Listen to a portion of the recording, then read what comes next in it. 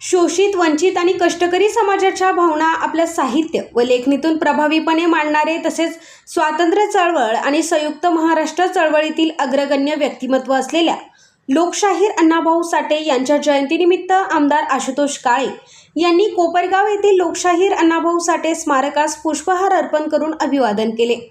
यावेळी आमदार आशुतोष काळे यांनी लोकशाहीर अण्णाभाऊ साठे यांच्या सामाजिक, साहित्यिक आणि लोकजागृतीच्या कार्याचा गौरव करत त्यांच्या विचारांचा वारसा पुढील पिढीपर्यंत पोहोचविण्याची गरज असल्याचे सांगितले। तसेच कोपरगाव शहरातील विविध ठिकाणी आयोजित करण्यात आलेल्या जयंती कार्यक्रमांना भेट देत त्यांनी लोकशाहीर अण्णाभाऊ साठे यांना अभिवादन केले। यावेळी त्यांनी अण्णाभाऊ साठे स्मारकाच्या शासकीय लोकार्पण सोहळ्याबाबतही भूमिका स्पष्ट केली। समाज बांधव आणि स्मारक समिती जो निर्णय घेईल तो मान्य असून सर्वांच्या सहसमितीने लवकरात लवकर योग्य निर्णय घेऊन स्मारकाचा लोकार्पण सोहळा पार पाडावा अशी अपेक्षा त्यांनी व्यक्त केली। या प्रसंगी राष्ट्रवादी काँग्रेसचे नगरसेवक, पदाधिकारी, कार्यकर्ते तसेच समाज बांधव मोठ्या संख्येने उपस्थित होते। भाऊ साठेंची आज जयंती आहे आणि त्यांना अभिवादन करण्यासाठी राष्ट्रवादी काँग्रेस पार्टीचे आम्ही सर्व कार्यकर्ते या ठिकाणी उपस्थित आहोत। जो संदेश लोकशाहीर अण्णाभाऊ साठे यांनी नुसता मातंग समाज नाही तर सर्वच समाजाला दिला का जात महत्वाची नाहीये, आपण आपलं कर्तृत्व सिद्ध केलं पाहिजे। त्या हिशोबाने आपण सर्वांनी मिळून त्यांनी जो दिलेला संदेश आहे की श्रम करा, स्वाभिमानाने जगा, या ब्रीद वाक्यावर त्या ठिकाणी आपलं जीवन व्यतीत केलं पाहिजे।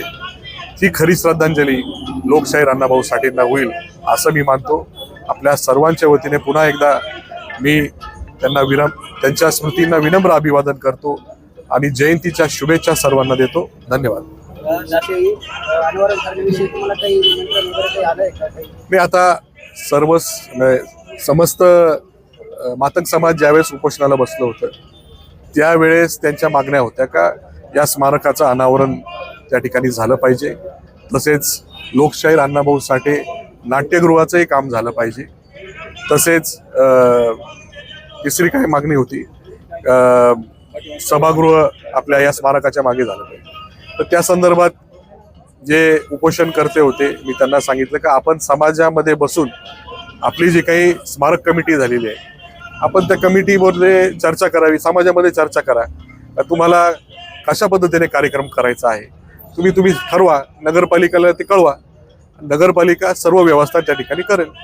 त्यावेळेस सीओ पण होते आणि तसंच जो काही निधी आपण नाट्यगृहाला मंजूर केलेला होता त्या संदर्भात ती काही जमीन जी लीजवर नगरपालिकेला मिळालेली त्याचं लीजचं प्रकरण शासनाकडे प्रलंबित होतं, त्याचा पाठपुरावा चालू आहे। प्रशासनही करतंय, मी पण त्या ठिकाणी पाठपुरावा करतोय। जसं लीजचं प्रकरण त्या ठिकाणी लीज मंजूर होईल, आपल्याला भाडे करार वाढून मिळेल तर त्या कामाचं शुभारंभ किंवा भूमिपूजन आपल्याला करता येईल, त्याचं टेंडर प्रक्रिया करता येईल। त्याला 4.5 कोटी आपण निधी मंजूर करून ठेवलेला आहे। जमिनीचा विषय निर्माण झाल्यामुळे ते काम रखडलंय आणि राहिला विषय मागच्या सभागृहाचा, त्या बाबतीमध्ये सीओ साहेब म्हटले का मी जमिनीचं मालकी कोणाची आहे तपासून घेतो। या सर्व गोष्टी त्या दिवशी त्यांना मी सांगितलेल्या होत्या आणि आता समाजाने आणि त्या कमिटीने निर्णय घ्यायचा आहे तर त्यांना कशा पद्धतीने त्या ठिकाणी कार्यक्रम घ्यायचा आहे ते सांगतील, त्या पद्धतीने नगरपालिका कार्यक्रम घेईल। आणि त्यांनी नगरपालिकेने जर मला आमंत्रित केलं, त्या कमिटीने मान्यता दिली व तुम्ही कार्यक्रमाला येऊ शकता, निश्चितपणे मी त्या कार्यक्रमाला उपस्थित राहील।